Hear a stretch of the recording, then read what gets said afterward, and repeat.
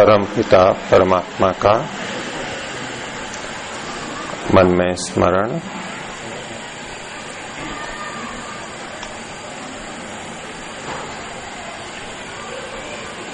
ज्ञान स्वरूप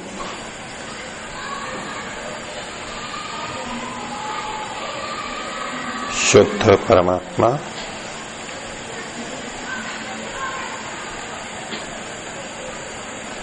प्रणव ध्वनि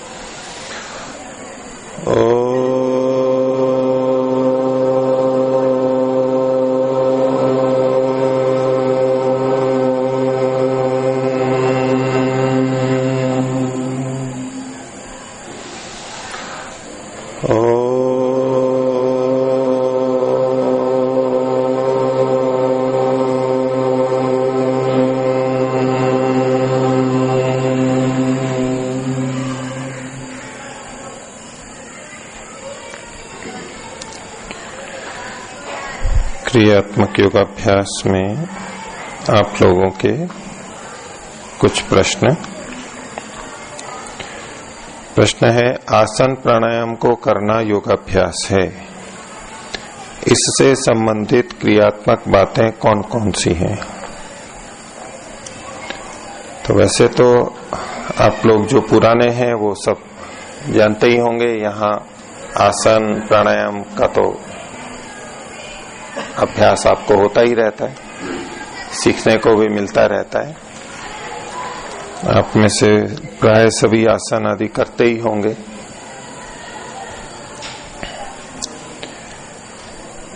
कुछ बात मैं ये समझ के कि आपको नहीं पता होंगी, ये प्राय को नहीं पता होंगी, इसलिए बोल रहा हूं।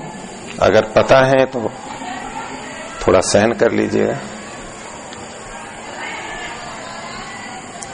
तो एक तो आसन के बारे में, जो व्यायाम के आसन है उसी को ध्यान में रख के ये पूछा गया होगा।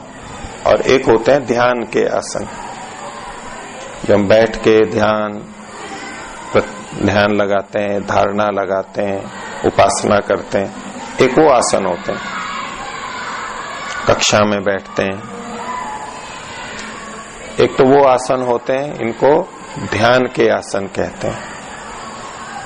और एक आसन होते हैं शारीरिक स्वास्थ्य के लिए, वो व्यायाम के आसन होते हैं। दोनों में मन को एकाग्र करने की सामर्थ्य है, इनसे मन भी एकाग्र होता है। शारीरिक लाभ आदि तो होते ही हैं, और मानसिक लाभ भी यदि विशेष प्रकार से ठीक ढंग से किए जाएं तो होता है। पहले शारीरिक आसनों की दृष्टि से कि ये आसन धीरे धीरे किए जाते हैं, उन्हें करते हुए मन को शरीर के उन अंगों पर केंद्रित रखें जहां क्रिया हो रही है, जहां कोई खिंचाव आ रहा है, झुकाव हो रहा है, चाहे आगे झुक रहे हैं या पीछे झुक रहे हैं, कमर पर, पेट पर, गर्दन पर, जहां पर क्रिया हो रही है वहां पर मन को एकाग्र रखें हम, जहां भी अंतर आ रहा है। तो उन्हीं आसनों को करते हुए हम मन के नियंत्रण का भी अभ्यास साथ ही साथ में परोक्ष रूप से करते रहेंगे, होता रहेगा। और आसन के प्रति जागरूकता हमारी बढ़ेगी, कैसा करने पे क्या परिवर्तन आता है वो हमको अधिक सूक्ष्मता से पता लगेगा, और अधिक अच्छा आसन भी हम कर पाते हैं ऐसे। तो मन उस अंग में रहना जहां जहां भी परिवर्तन हो रहा है, अलग अलग आसनों में अलग अलग। दूसरी बात, धीरे धीरे करने पे और ज्यादा मनोनियंत्रण होता है, धीमी गति से उत्तान पादासन कर रहे हैं तो धीरे धीरे पैर उठाया, फिर रखा, फिर धीरे धीरे छोड़ा। उसमें अधिक लाभ माना जाता है जिस तरह के प्रयोग हुए हैं, और मानसिक एकाग्रता की दृष्टि से, मानसिक शांति की दृष्टि से भी वो अधिक उपयोगी होते हैं। एक और बात इसमें है कि शारीरिक आसनों को करते समय जो उसकी अंतिम स्थिति आती है, उस स्थिति में आने के बाद में शरीर की मांसपेशियों को, जो अतिरिक्त मांसपेशियां हैं जो उपयोगी नहीं, उनको ढीला कर दें। जो योग दर्शन में प्रयत्न शैथिल्य की बात कही, वो ध्यान के आसन में तो होता ही है, लेकिन इन आसनों में भी मान लीजिए आपने चक्रासन किया तो वैसे तो खिंचाव बहुत रहता है पैरों में, पेट पे, कमर में, हाथों में, कंधों में, लेकिन उस स्थिति में पहुंच करके, स्थिति बना करके अब मांसपेशियों को ढीला कर देना है। उस स्थिति में रहते हुए, वो स्थिति हटनी नहीं है, लेकिन फिर भी ढीला कर देना है। जैसे हलासन किया तो जिस समय पैर उठाएंगे करेंगे तब तक तो गति हो रही है, जब पैर पीछे जाके टिक गए, कमर भी मुड़ गई, अब हाथों को भी ढीला किया, कमर को ढीला किया, गर्दन को ढीला किया, ढीला छोड़ देना, शिथिल। अंदर से करते हैं तो जैसे हाथ यूं है, ये किया तो ढीला हो गया, ऐसे ढीला छोड़ देना। उस स्थिति में पहुंचने के बाद में आप अनुभव करेंगे कि उस स्थिति को बनाए रखने के लिए जितनी मांसपेशियां आवश्यक हैं सक्रिय, उसके अतिरिक्त भी हम कसावट रखते हैं, उसमें सक्रिय रखते हैं, उनको खींच करके रखते हैं, जो कि उस स्थिति के लिए आवश्यक नहीं है। तो वहां जाकर के ढीला छोड़ दिया। मत्स्यासन कर रहे हैं, पद्मासन लगा लिया, पीछे चले गए, सिर को टिका लिया या लंबा जैसा भी करते हैं। अब उसमें जाने पे कमर पे, रीढ़ की हड्डी पे खिंचाव तनाव आता है, वहां पहुंच करके अब फिर ढीला छोड़ दिया मांसपेशियों को। तो जिस भी आसन को करते हैं, सर्वांगासन हो, शीर्षासन हो, उस आसन तक पहुंचने के लिए जितना प्रयत्न कर रहे हैं वो करते हुए वहां तक पहुंचे, वो स्थिति, अंतिम स्थिति आ गई, और अब जितना हम ढीला छोड़ सकते हैं स्थिति को बनाए रखते हुए, बाकी अतिरिक्त जो है उसको ढीला छोड़ते हैं। इसमें खासतौर से हमारे चेहरे की मांसपेशियों पर तनाव रहता है, ललाट पर रहेगा, आंखों पर रहेगा। जैसे हम कठोर श्रम करते हैं तो चेहरे पे भी खिंचाव आ जाता है, हाथों में आ जाता है। तो आसन करते हुए भी हम कोई कठिन आसन कर रहे हैं तो चेहरे पे तनाव लाना उसके लिए आवश्यक नहीं है, उस स्थिति को बनाए रखने के लिए, लेकिन आता है फिर भी वो, उसको ढीला छोड़ दिया। बाकी सबको ढीला छोड़ा। ये एक प्रक्रिया साथ में आप लोग जब आसन करें, आप उस समय करके देखेंगे तो आपको पता लगेगा कि हाँ ये सब अतिरिक्त कर रखा था हमने। अब उसको ढीला छोड़ेंगे उस समय जाके तो एक अधिक लाभ की स्थिति लगेगी और झुकाव भी अधिक होगा।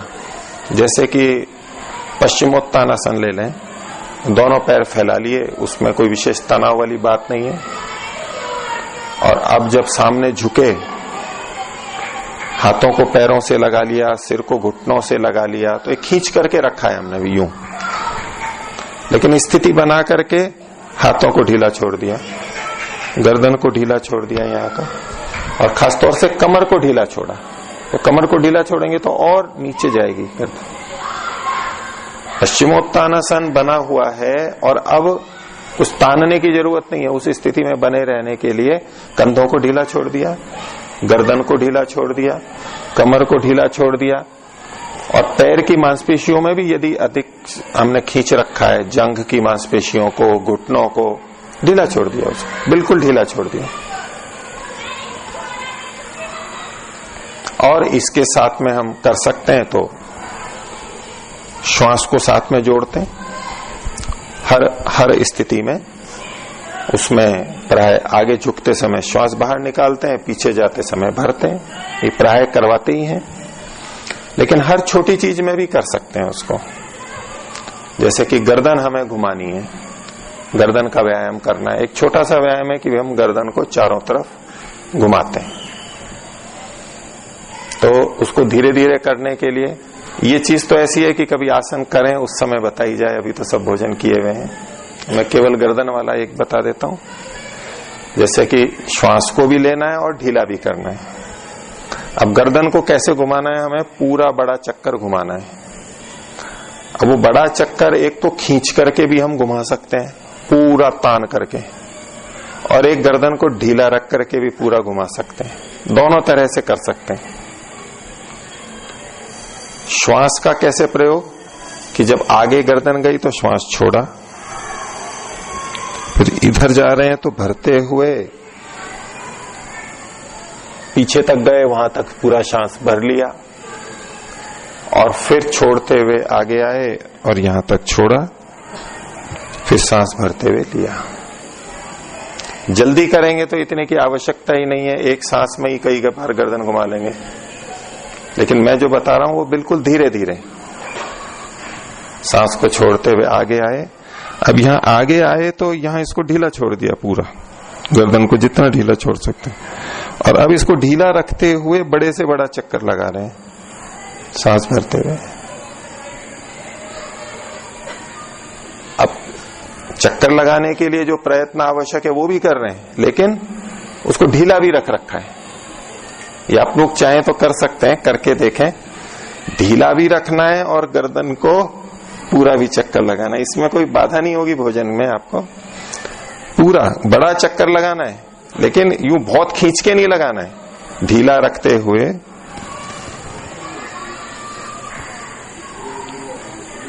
मन को वहीं रखते हुए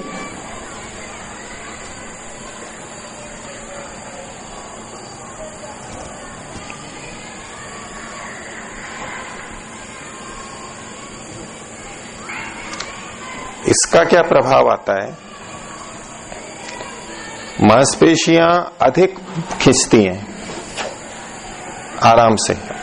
एक तनाव रखेंगे तो अलग बात होगी, उसमें हम कसरत करेंगे और एक भारीपन भी लगेगा, और इसको करते समय कसरत भी होगी और एक आराम भी लगेगा, दोनों स्थिति बनेगी।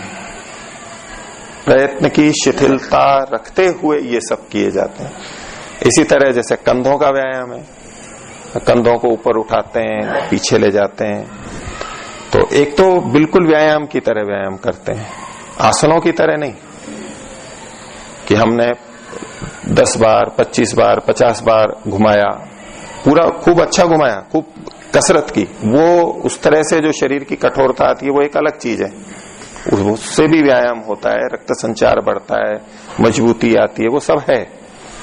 लेकिन उसके साथ एक दूसरी प्रक्रिया, इसी को अगर आसनों की तरह से करते हैं तो सांस भरते हुए उसको ऊपर उठाया, सांस छोड़ते हुए धीरे धीरे आगे आए। अब ढीला भी रखना है, ध्यान रखना, और पूरा भी चक्कर घुमाना है। नीचे आए तब तक पूरा ढीला छोड़ दिया, फिर सांस भरते हुए फिर ऊपर लिया। ऐसे धीरे धीरे धीरे धीरे ये चक्कर लगाया, और सांस के साथ, मन के साथ, और ढीला करके। तो ये कुछ बातें तो आसन से संबंधित क्रियात्मक बातें, ये हुई व्यायाम के आसन की। और ध्यान के आसन में क्रियात्मक बात है कि हमें चूंकि देर तक बैठना है, आसन में, ध्यान आसन में हमें देर तक बैठना है। कोई 15 मिनट बैठता है, कोई आधा घंटे बैठेगा, कोई 1 घंटा बैठेगा, कोई 2 घंटे भी बैठेगा। इसमें हमें दीर्घकालीन स्थिति बनानी है और शरीर को उस स्थिति में रखना है कि इसमें कम से कम थकावट आए। कम से कम थकावट कब आएगी, जब इसके द्वारा हम कम से कम प्रयत्न करेंगे। अब सीधे भी बैठना है हमें तो सीधे बहुत से ध्यान में आपने देखा होगा ऐसे बैठते होंगे, बैठते ना ध्यान में, यूं बैठेंगे, ऐसा बैठेंगे ना, सीधे तो बैठे हैं लेकिन साथ में हाथ भी खींचे हुए हैं और भी खिंचाव है शरीर के अंदर। जितना खिंचाव होगा उसको बनाए रखने के लिए मांसपेशियों को अधिक कार्य करना होगा। मांसपेशियों को अधिक कार्य करने के लिए अंदर ग्लूकोज अधिक जलेगा, ऊर्जा अधिक चाहिए, ऊर्जा अधिक खर्च होगी। ऊर्जा चाहिए, वो जलनी है, ऑक्सीजन वो भी आवश्यक है ग्लूकोज के साथ में। तो ऑक्सीजन की आवश्यकता, वायु की आवश्यकता भी अधिक होगी, और आवश्यकता अधिक होगी तो श्वास की गति अपेक्षाकृत अधिक रहेगी। और चूंकि वहां तक रक्त संचार अधिक करना है क्योंकि खिंचाव है, तो हृदय भी अधिक धड़केगा। जैसे व्यायाम के समय हमारा श्वास बढ़ जाता है, हमारी नाड़ी हृदय गति बढ़ जाती है, रक्त संचार बढ़ जाता है। क्यों? क्योंकि हमें आवश्यकता अधिक है, हम प्रयत्न कर रहे हैं, गति कर रहे हैं, तीव्रता से कर रहे हैं, भार उठा रहे हैं, तो ऊर्जा की अधिक आवश्यकता है, तो ग्लूकोज अधिक जलना चाहिए, उसके लिए ऑक्सीजन की अधिक आवश्यकता है, तो श्वास अधिक ले रहे हैं। अब श्वास भी ले लिया तो ऑक्सीजन वहां तक पहुंचनी भी चाहिए, ग्लूकोज वाली कोशिकाओं तक। तो वो कैसे पहुंचती है? वो रक्त के माध्यम से पहुंचती है, तो रक्त को भी तेजी से चलना पड़ेगा, जल्दी जल्दी पहुंचे वहां पर, तो हृदय की धड़कन भी बढ़ जाती है। ये शरीर की स्वाभाविक प्रक्रिया है। लेकिन ध्यान हम मन से कर रहे हैं, शरीर की किसी गतिविधि की वहां आवश्यकता नहीं है, बल्कि शरीर की गतिविधि मन के नियंत्रण में बाधक बनती है। तो शरीर की गति होगी तो मन भी वहां पर चंचल होता है। तो शरीर को हमें ऐसी स्थिति में पहुंचाना होता है आसन के द्वारा, ध्यान के आसन के द्वारा, कि शरीर हमें ध्यान में बाधा न खड़ी करे, अनुकूल बन जाए। तो इसलिए योग दर्शनकार ने जब आसन कहा, स्थिर सुखम आसनम, स्थिरता से और सुखपूर्वक बैठने को आसन बोलते हैं। लेकिन इसका उपाय क्या है? तो दो उपाय बताए अगले सूत्र में, प्रयत्न शैथिल्य और अनंत समापत्ति। प्रयत्न शैथिल्य क्या है? ये हमने खींच के रख रखा है, ये प्रयत्न कर रखा है हमने। शैथिल्य मतलब इसको ढीला छोड़ दो।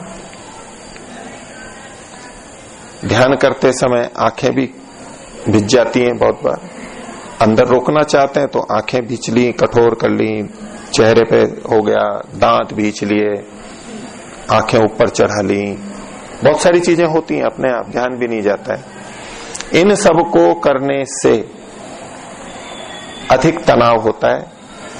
एक तरफ अंदर रोक रहे हैं, इधर बाहर है, तो किसी को आंख में दर्द होने लगेगा, किसी को सिर में दर्द होने लगेगा,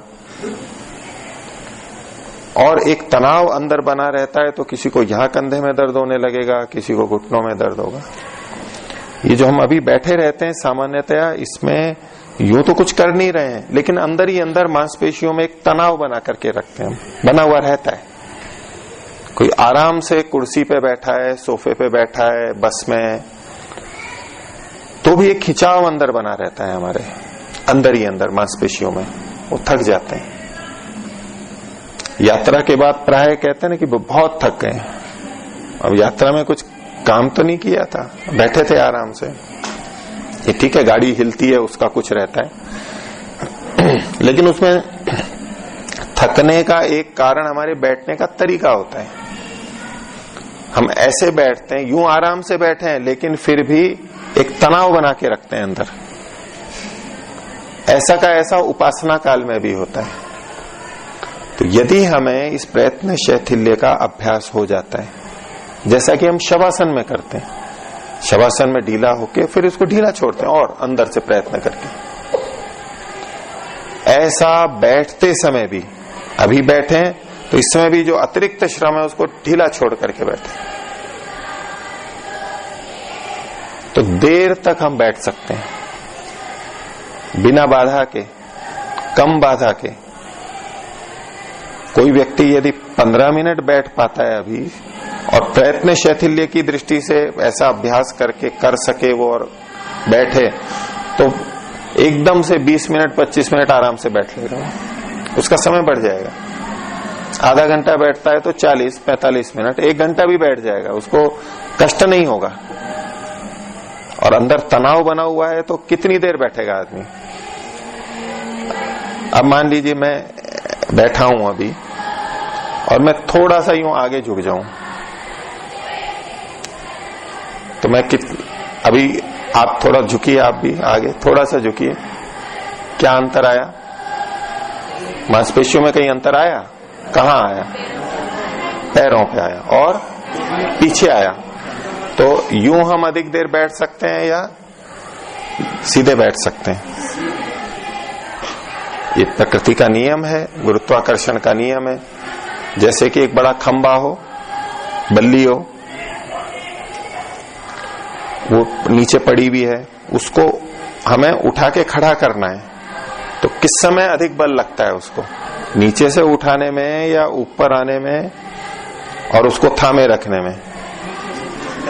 जब नीचे से उठाते हैं तो सबसे ज्यादा बल लगता है, और फिर उसको जितना जितना आती जाती है वो उतना उतना कम होता है। और अगर बिल्कुल सीधी हो तो, बिल्कुल सीधी है तो आप यूं उंगलियों से भी थोड़े से में पकड़ के रख सकते हो, कहीं नहीं जाएगी वो। कारण कितना बल लग रहा है? बहुत कम, केवल थोड़ा सा इशारा देना है कि वो खड़ी रहे।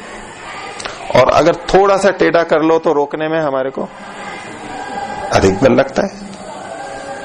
तो जो हम सीधे बैठते हैं जिस समय, कूल्हे की 2 हड्डियां जो नीचे टिकती हैं, हमें अनुभव होती हैं, वो और रीढ़ की हड्डी, अगर ये सीधा है तो हमारी मांसपेशियों को हमें रोके रखने में, धारण करने में बहुत कम श्रम लगता है। अब मान लीजिए मैं यूं बैठा हूं तो क्या होगा? इधर की मांसपेशियां रोक के रखी हैं कि गिर ना जाए, ये रोक के रखा है ना इधर से। अगर कोई इधर जा रहा है तो रोक के रखने के लिए इधर अधिक तनाव होगा। जैसे खंबे रहते हैं और तार 3 तरफ लगा के रखते हैं, अगर वो उधर जाता है तो किस पे जोर पड़ता है? ये इधर जा रहा है तो इधर वाली पे जोर पड़ेगा ना, वो खींच के रख। इधर गया तो इधर वाली पे जोर पड़ता है। तो मैं यूं बैठा हूं तो इधर की मांसपेशियों पे जोर पड़ रहा है, आगे झुक के बैठा हूं तो पीछे जोर पड़ रहा है, और अगर पीछे यूं बैठा हूं तो अब एकदम अनुभव होगा। हम लेकिन इतने ज्यादा तो पीछे बैठते नहीं है, लेकिन हम थोड़े से इधर और उधर बैठते हैं यदि, तो पता नहीं लगता है शुरू में 5 मिनट 10 मिनट, लेकिन लंबी उपासना में इन सब चीजों का अंतर पड़ता है। तो उसके लिए कि हम ठीक बैठे हैं नहीं बैठे हैं, उसका एक तरीका है कि आप बीच में बैठ के जिनको अभ्यास है उनको तो कोई दिक्कत नहीं। मैं सीधे बैठा हूं या नहीं बैठा हूं, तो अपने को थोड़ा सा पीछे ले जाके देखिए, थोड़ा सा आगे देखिए, मन को अंदर रखिए शरीर में, थोड़ा इधर जाइए, थोड़ा इधर जाइए, और आपको लगेगा कि हाँ ये बीच वाली स्थिति है जहां सबसे कम श्रम लग रहा है। एक स्थिति आपको लगेगी। बस ध्यान उपासना के समय बैठने की सही स्थिति ये है। वो स्थिति बन गई, अब बाकी की मांसपेशियों को ढीला छोड़ दीजिए, पैरों को भी ढीला छोड़िए। पैर भी कसे हुए रहते हैं और ढीले छोड़ने पड़ते हैं। जिनको आदत नहीं है उनको कई दिनों अभ्यास करना होता है, तब वो ढीले होते हैं। ऐसे जैसे कि किसी वस्तु को हमने यूं रखा तो अब पूरा छोड़ दिया ना जमीन पे।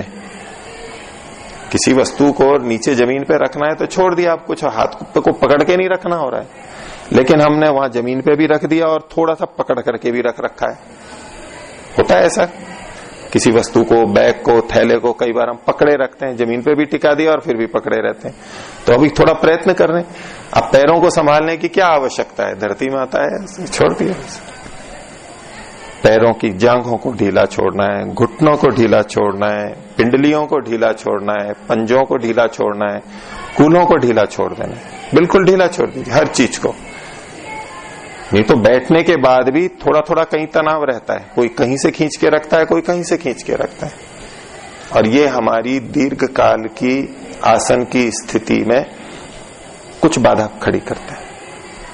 तो एक तो बीच की स्थिति बन जाए हमारी, और करने के बाद में ढीला छोड़ दें। आप अभी जैसे जो भी जैसे बैठा है, तो बैठे बैठे ही देखें, मन से कहिएगा ढीला छोड़ दो उसको, थोड़ा एकदम ढीला छोड़ो, अंदर से मन से वहां पर प्रेरणा करके, और पैरों की उंगलियों को ढीला छोड़ दो।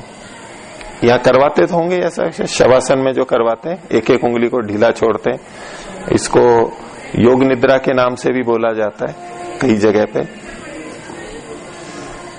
तो यूं एकदम ढीला छोड़ दीजिए, प्रयत्न शैथिल्य। तो आसन को स्थिर और सुखद बनाने में ये प्रयत्न शैथिल्य एक चीज बहुत लाभदायक है, और इसका उपयोग हमारे अन्य व्यवहारों में भी होता है। जब हमें अभ्यास हो जाता है ना प्रयत्न शैथिल्य का, तो अब कोई गुस्से की स्थिति आती है, क्षोभ की स्थिति आती है, तो हमारे शरीर में भी क्या परिवर्तन आता है? मन में तो खैर आ ही जाता है, शरीर में क्या क्या परिवर्तन आते हैं? क्या परिवर्तन आता है शरीर में? अच्छा, श्वास क्यों बढ़ जाता है? श्वास धड़कन बढ़ जाती है, वो तो आक्रमण के लिए तैयार करते हैं अपने को, सज्जा करते हैं, भी गुस्सा होगा, ये होगा। पर उसके साथ साथ हमारी मांसपेशियों में तनाव खिंचाव आ जाता है, चेहरे पे भी आता है, मांसपेशियां खिंचती हैं, हाथों में आता है, और कभी गुस्सा होता है वो तो मुट्ठियां भिज जाती हैं। ठीक है, मार नहीं रहा है लेकिन मुट्ठी भिज जाती है ना, एक तो ढीली रहे, एक मुट्ठी भिज गई। अब मुट्ठी भींच रखी है तो इसमें ताकत लग रही है या नहीं? कर कुछ नहीं रहे इससे, हम कोई उपयोग थोड़ा ले रहे हैं। वे कुल्हाड़ी चला रहे हैं तो मजबूती से पकड़ रखा है कुल्हाड़ी को, ऐसे कुछ पकड़ने की आवश्यकता नहीं है, लेकिन फिर भी मुट्ठी भिजती है। हाथ, पैर, चेहरा, गर्दन, इन सब में खिंचाव तनाव आता है, गुस्सा, क्षोभ आदि इन स्थितियों के अंदर। और अगर ये हमारे को प्रयत्न शैथिल्य का अभ्यास है, और उस समय थोड़ा सा भी विवेक रह गया कि चलो अंदर तो गुस्सा आ रहा है लेकिन शरीर को ढीला कर दूंगा, तो मन पे भी एकदम प्रभाव आता है। जैसे मन का प्रभाव शरीर पे आता है, और मन को हम रोक नहीं पा रहे हैं अभी, रोक लेते हैं तो अच्छी बात है, लेकिन कभी ऐसी स्थिति बनती है कि मन को नहीं रोक पा रहे, तो शरीर को तो थोड़ा रोक सकते हैं ना, तो ये तो थोड़ा नियंत्रण में स्थूल है, हमें पता लगता है, और शरीर को ढीला कर दिया। कभी गुस्सा आने लगे, हाथ मुट्ठी बिछ रहे हो, तो थोड़ा चलो प्रयत्न शैथिल्य कर लेता, तो अंदर से भी मन भी शिथिल हो जाएगा, गुस्सा कम हो जाएगा। और गुस्सा आने के बाद में जो थकान हो जाती है, तनाव आ जाता है, बेचैनी होती है, ये जो अन्य उसके उपद्रव हैं, पार्श्व प्रभाव हैं, साइड इफेक्ट्स हैं, वो भी कम हो जाएंगे। ये प्रयत्न शैथिल्य ध्यान के समय भी, भावनाओं के उद्वेग के समय भी, व्यवहार में कभी भी हो उस समय प्रयत्न शैथिल्य, चाहे बैठे हो चाहे खड़े हो, लेटे हुए हो, कैसे भी हो, प्रयत्न शैथिल्य, प्रयत्न शैथिल्य। तो उससे हमारे मन पर और इस पर भी एक अच्छा प्रभाव आता है। तो ये कुछ बातें आसन की क्रियात्मक रूप से करने की मैंने आपके सामने रखी। प्राणायाम की फिर आगे देखते हैं। समय हो गया, पूछिए।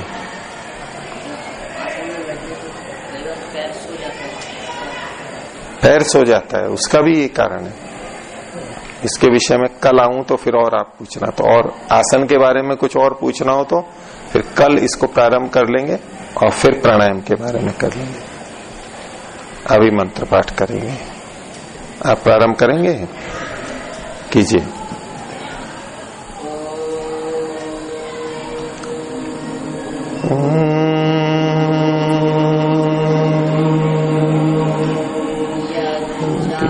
क्रतो दूरमुदैति दैवं तदु सुप्तस्य तथैवैति दूरंगमं ज्योतिषां ज्योतिरेकं तन्मे मन शिव संकल्पमस्तु येन कर्माण्यपसो मनीषिणो यज्ञे कृण्वन्ति विदक्षुधीराः यद पूर्वं यक्षमन्तः प्रजानां तन्मे मनः शिवसङ्कल्पमस्तु यत्प्रज्ञानमुत चेतो धृतिश्च यज्ज्योतिरन्तरमृतं प्रजासु यस्मान्नरिते किञ्चन कर्म क्रियते तन्मे मनः शिवसङ्कल्पमस्तु येनेदं भूतं भुवनं भविष्यत् परिगृहीतममृतेन सर्वम् येन यज्ञस्थायते सप्तहोता तन्मे मनः शिवसङ्कल्पमस्तु यस्मिन् ऋचः सामयजुंषि यस्मिन् प्रतिष्ठिता रतनाभाविवाराः यस्मिंश्चित्तं सर्वमूतं प्रजानां तन्मे मनः शिवसङ्कल्पमस्तु सुषारथिरश्वानि वयन्मनुष्यानि नीयते विशुभिर्वाजिन इव हृत्प्रतिष्ठं यदजिरञ्जविष्टं तन्मे मनः शिवसङ्कल्पमस्तु ॐ शान्ति शान्ति शान्तिः सर्वेभ्यो नमः।